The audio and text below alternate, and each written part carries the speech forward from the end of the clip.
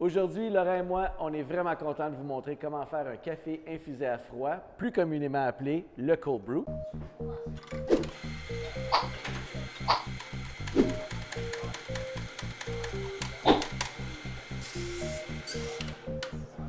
Laurent, toi, tu es le roi du cold brew. Ça a l'air, c'est nouvellement baptisé.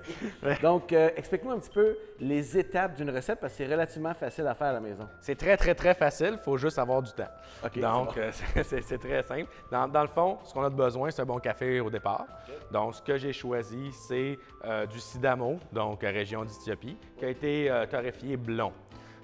Donc, ça va lui donner un côté un petit peu plus agrume, citronné, qu'on va aller chercher une note un peu plus d'acidité dans notre cold brew en faisant ça. On pourrait probablement utiliser d'autres profils de torréfaction. Tout à fait. La seule chose, plus on prend un café qui est torréfié, plus on va avoir un côté rond au café, qui va avoir plus des notes de chocolat, de noix, puis tout ça. Mais c'est vraiment une question de goût à ce moment-là. La seule chose qui est très importante, c'est de le moudre, mais de le moudre très grossièrement, un peu comme la cafetière à piston. Puis même un peu plus, il n'y a aucun problème pour ça. Justement, aujourd'hui, on le fait avec une cafetière à piston Ben oui.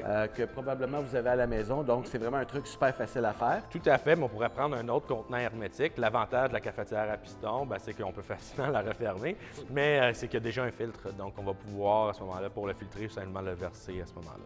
Et on veut éviter les contenants poreux de type plastique. Oui, c'est ça. Essayer d'utiliser un contenant en vitre autant que possible.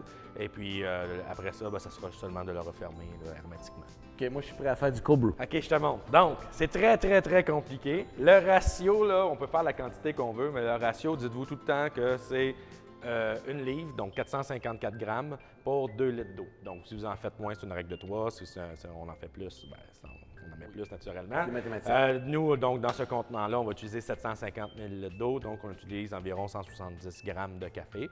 Un peu plus, un peu moins, là, c'est pas très grave. Donc, la première chose, tu vas prendre ce café qui a été moulu et pesé.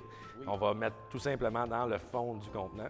Donc, à partir de là, on va tout simplement rajouter la bonne quantité d'eau. Donc, tu l'as déjà mesuré, donc on va pouvoir le verser. Si on prend un bec verseur, ça va juste nous permettre de s'assurer que le café va être complètement imbibé après avoir versé l'eau.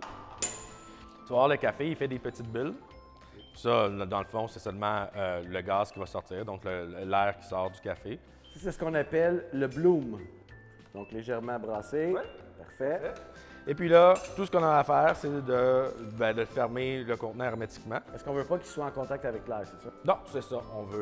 On veut garder tout le goût dans notre café, finalement. On ne veut pas que ça s'évapore. C'est le même principe que quand on fait un café à la cafetière à piston, plutôt que de l'eau chaude, bouillante. Donc, on va utiliser de l'eau température pièce, mais on va infuser tranquillement. Ça va faire un produit très riche, très concentré et très caféiné aussi.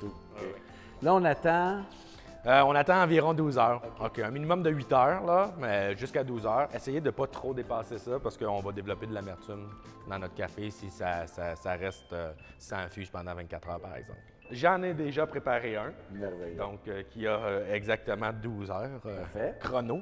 Donc là, il va rester seulement à l'étape d'infiltration. Donc à la maison, pour y avoir tout simplement une passoire avec un petit filtre à café. Nous, on est chanceux, on a une belle carafe avec un filtre en inox, mais l'important, c'est de bien le filtrer tout à fait. Et voilà.